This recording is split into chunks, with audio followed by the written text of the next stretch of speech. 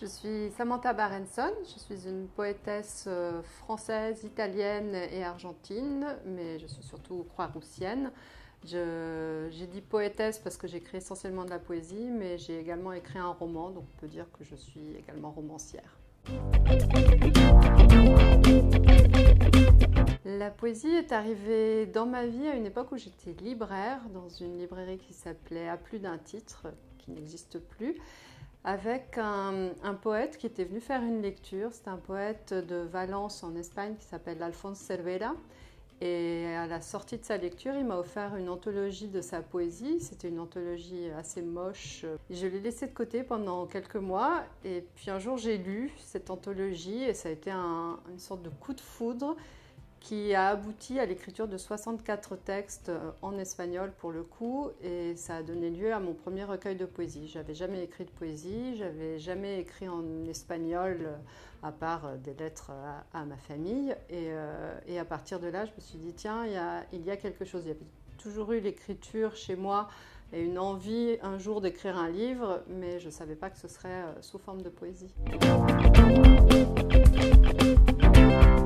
Mon style poétique, il se définit surtout par, on va dire, sa lisibilité. J'aime bien que tout ce que j'écris soit compréhensible et soit destiné à tout le monde et surtout que ça raconte quelque chose. Donc il y a dans ma poésie une part de narration et d'histoire que j'ai envie de raconter. Et j'aime bien aussi que l'écriture, elle tourne, elle soit assez ronde, elle soit en bouche, que quand on l'articule, on puisse vraiment ne pas trébucher sur les mots et avancer comme on pourrait avancer en dansant un tango.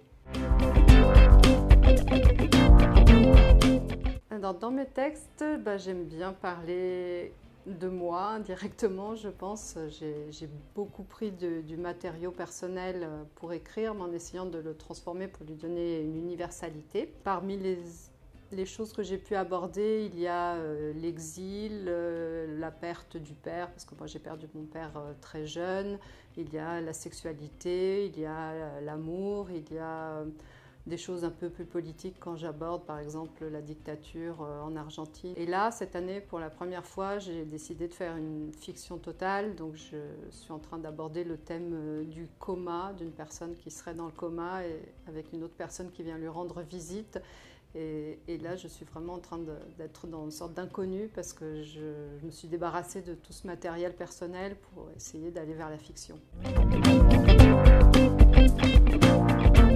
Mes influences jusqu'ici, ça avait été tous les grands classiques de la langue française et de la langue espagnole, avec une préférence pour des gens comme Borges ou Cortázar. Puis, je ne sais pas, une dizaine d'années, j'ai décidé de lire essentiellement des auteurs contemporains, des gens vivants. Je lis des gens comme, Jean-Marc Flao, Frédéric Ouders, Marlène Tissot, Estelle Fenzi, Natiot, des auteurs qui doivent avoir entre 30 et 45 ans.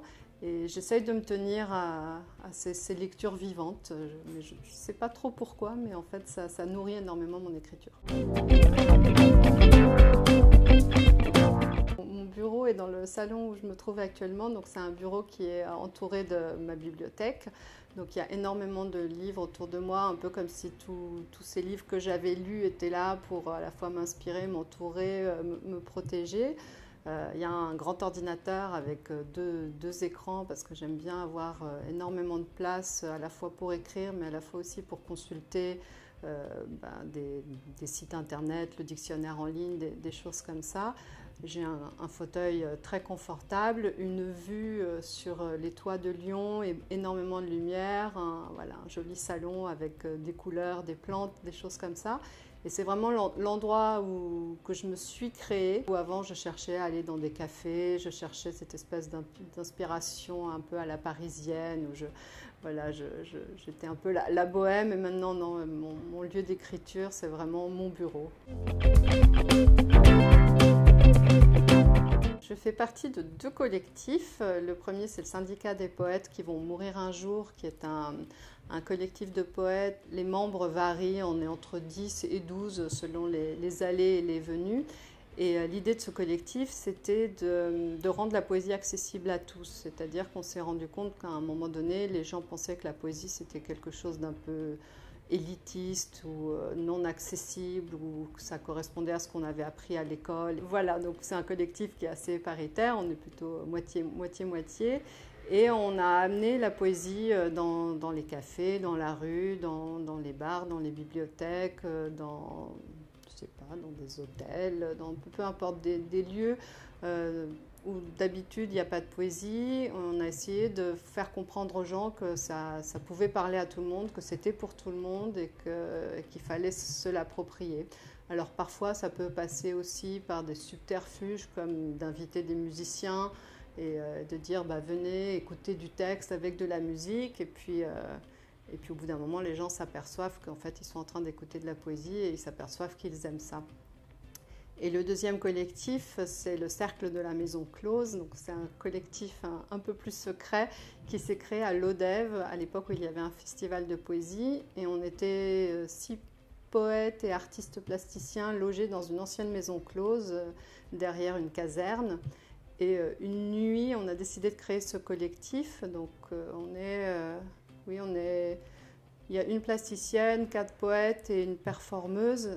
Et donc on n'a pas l'occasion de se voir tout le temps, mais on fait de temps en temps des projets où on mélange comme ça toutes nos formes artistiques et on essaye pareil de montrer que la poésie elle peut être drôle, sensuelle et accessible.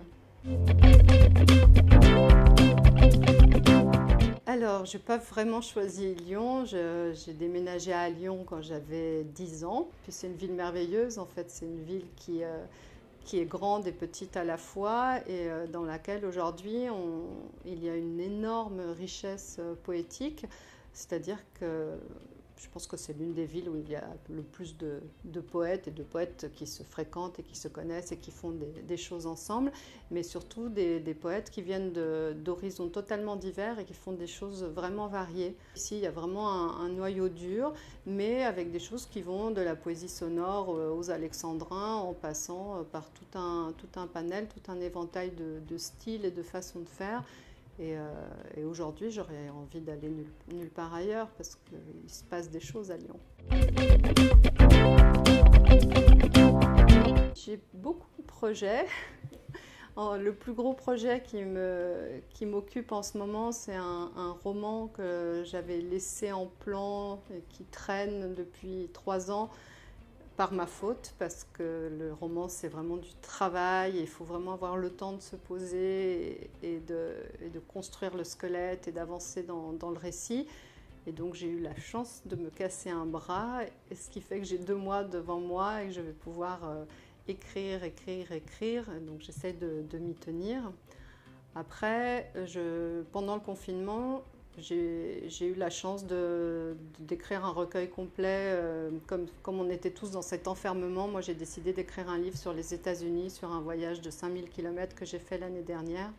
Et comme ça, j'étais dans les grands espaces pendant que tout le monde était enfermé. Et c'est un recueil qui sortira l'année prochaine au Chapolaire. Et puis, une fois que j'aurai fini ce roman, peut-être que j'attaquerai un nouveau recueil de poésie. Alors, on peut me retrouver sur mon site internet www.samantha-barenson.com. Sinon, je suis également sur tous les réseaux qui doivent exister, Facebook, Instagram, LinkedIn. Je suis très très présente sur les réseaux parce que j'aime beaucoup ça.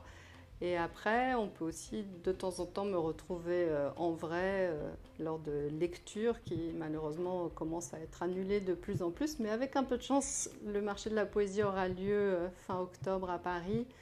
Et on croise les doigts pour que ça ait lieu. Poésie, merci à toi.